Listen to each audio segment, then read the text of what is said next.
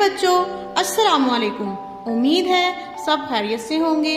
सबक का बाकायदा आगाज करने से पहले बिस्मिल्लाहिर्रहमानिर्रहीम पढ़ते हैं। आइए सबक का आगाज करते हैं। ए के दो हरफी अल्फाज पढ़ें।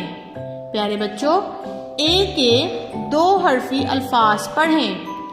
मिसाल के तौर पर त ए ते, ट ए टे, ज ए जे, द ए दे, र ए रे, र ए रे, ज ए जे, स ए से, त ए ते, क ए के, ग ए गे, ल ए ले, म ए में, न ए ने, ह ए हे, ए।